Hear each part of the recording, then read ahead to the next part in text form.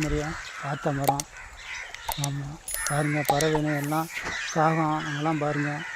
அழகா இந்த பழத்தை வந்து உட்கொள்றதுக்கு, பசியாடுறதுக்கு இந்த இடத்த தேடி வர்றாங்க. இதெல்லாம் வனக்காகை.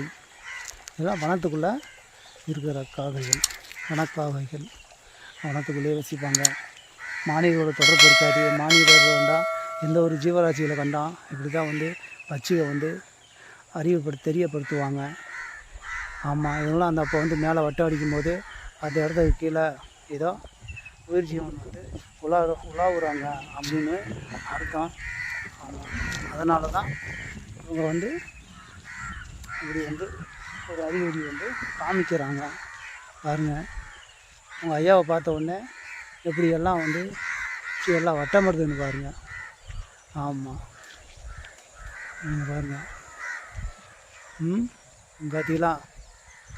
ஆமாம், பாருங்கள் எவ்வளோ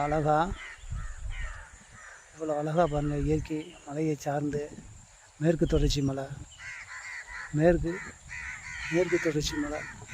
ஆமாம், ஒரு அழகு சார்ந்தது தான். இந்த பழத்தை வந்து கிடச்சுன்னா இப்போ சீசனு. ஆனால் ஆமாம், அதனால் வந்து எல்லாமே வந்து பயன்படுத்திக்கங்க. இந்த சீசனுக்கு தான் கிடைக்கும். அதை வந்து நம்ம சேகரித்து வச்சுக்கலாம். இது மீண்டும் அடுத்த வருஷம் அது காய்ச்சி வர வரையும் நம்ம வெயிட் பண்ணிட்டு ஆகணும். இதே மாதம் எல்லாம் பழமாக இருக்குன்னு அடுத்த மாசியில் தான் உங்களுக்கு வந்து பார்த்திங்கன்னா பழம் வந்து கிடைக்கும். அது வெளியும் எல்லாம் சும்மாவே இருப்பாங்க. ஆமாம், நல்லா அழகாக இருக்குது. ஆமாம், ஃபுல்லாக பழந்தேன் பாருங்கள். ஃபுல்லாமே பழந்தேன். ஆமாம், ஃபுல்லாமே பழந்தேன் பாருங்கள். உங்களுக்கு நல்லாவே தெரியும். ஆமாம், உங்களுக்கு நன்றாக தெரியும்.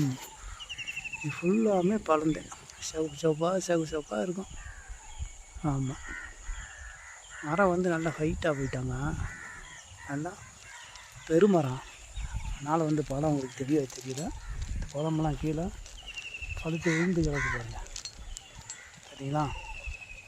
பழம் பழுத்து விழுந்து கிடக்கு. ஹரிஓம் நமச்சிவாயா.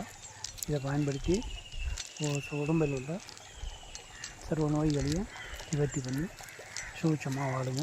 உங்களுடைய சடையாண்டி சித்தரோட ஆசை. ஹரிஓம் நமசிவாயா.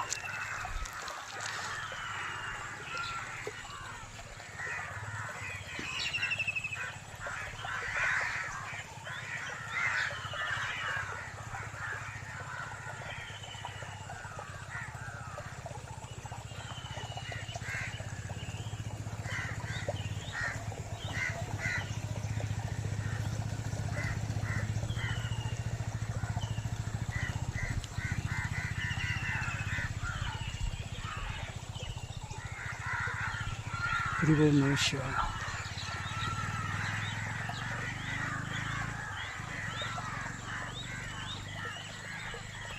ஹரிஓம் நமச்சிவாயா. ஹரிஓம் நமச்சிவாயா. ஹரிஓம் நமச்சிவாயா. ஹரிஓம் நமச்சிவாயா. ஹரிஓம் நமச்சிவாயா. ஹரிஓம் நமசிவாயா. சிவாயா.